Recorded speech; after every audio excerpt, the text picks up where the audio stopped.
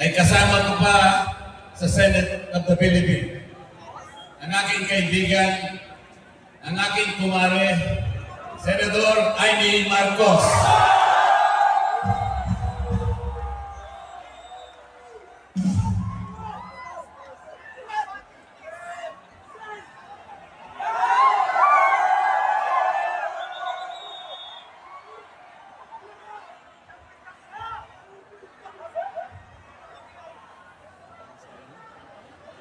Magandang gabi po sa inyong lahat, mga mahal na kapatid.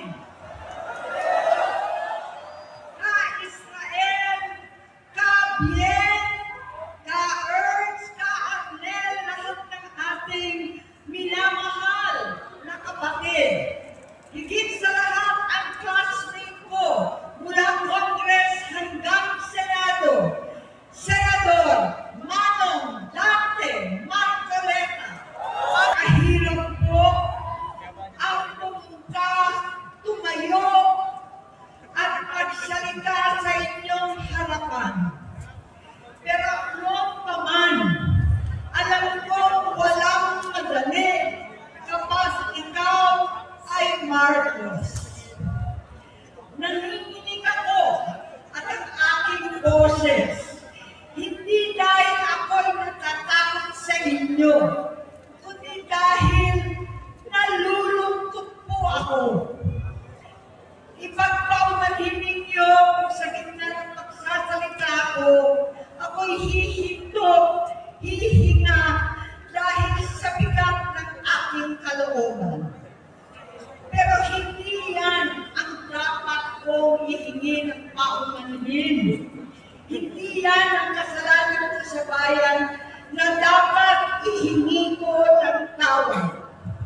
Narito po ako dahil sa tawag ng Iglesia ni Cristo para sa transparency, accountability, at hustisya.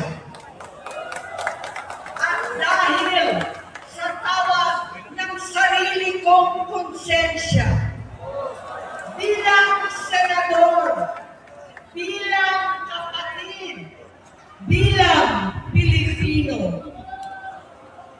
Bata pa lang kami ni Bongbong. Alam na ng buong pamilya ang problema sa kanya.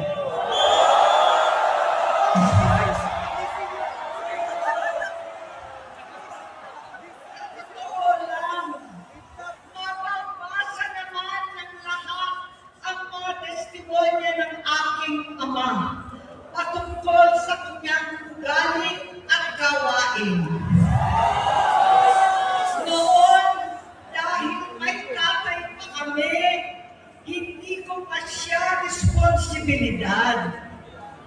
Noong tumatanda, ay mas naging nakakabahala.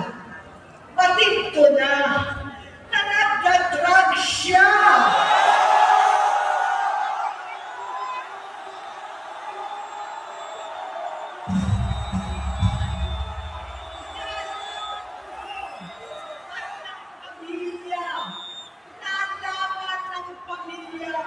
Seryoso ito.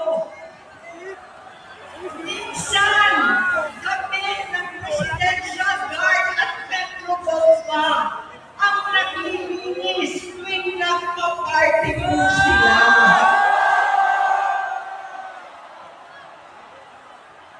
Nabuhay kami magkakapatid sa ibang bansa. Kami-kami lang. Kinumbinsi ko pa si Bongbong